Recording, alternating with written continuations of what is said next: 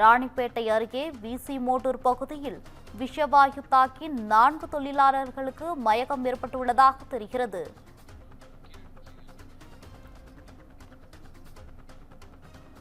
தனியார் கழிவுநீர் சுத்திகரிப்பு தொழிற்சாலையில் விஷவாயு தாக்கியதில் 4 தொழிலாளர்கள் மயக்கமடைந்திருக்கின்றனர். இது தொடர்பான கூடுதல் விவரங்களுடன் இணைகிறார் எமது செய்தியாளர் கிரண் அவர்கள். வணக்கம் கிரண், கூடுதல் தகவல்களை பகிரலாம். வணக்கம் கோகிலா.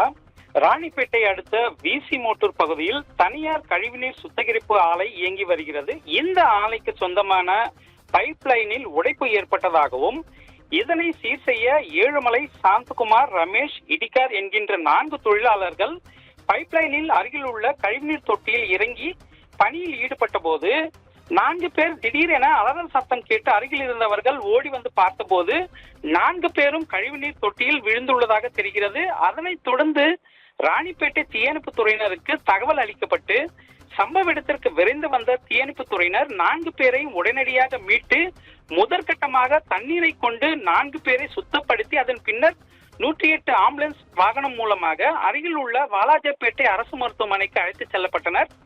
அங்கு தற்போது 4 பேர் தீவிர சிகிச்சை பிரிவில் அனுமதிக்கப்பட்டு சிகிச்சை பெற்று வரும் நிலையில் ஏழுமலை என்பவர் உடல்நிலை மோசமாக உள்ளதாகவும் கூறி தற்போது தனியார் மருத்துவமனையில் அனுமதிக்கப்பட்டு சிகிச்சை பெற்று வருகிறார். இந்த சம்பவம் அப்பகுதியில் பெரும் பரபரப்பை ஏற்படுத்தியுள்ள நிலையில் முறையான பாதுகாப்பு உபகரணங்கள் இன்றி கழிவுநீர் தொட்டியில் பணி செய்த போது இந்த விபத்து ஏற்பட்டுள்ளதாக அப்பகுதி மக்கள் குற்றச்சாட்டை முன்வைத்துள்ளனர்.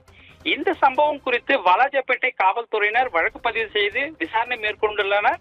காவல்துறையினரின் முழுமையான விசாரணைக்கு பின்னர் விபத்து எவ்வாறு ஏற்பட்டுள்ளது, கழிவுநீர் தொட்டியில் பணிபுரியும் தொழிலாளர்களுக்கு உரிய பாதுகாப்பு உபகரணங்கள் வழங்கப்பட்டுள்ளதா என்பது குறித்து அதிகாரப்பூர்வ தகவல்கள் கிடைக்கும் என எதிர்பார்க்கப்படுகிறது. கோகிலா.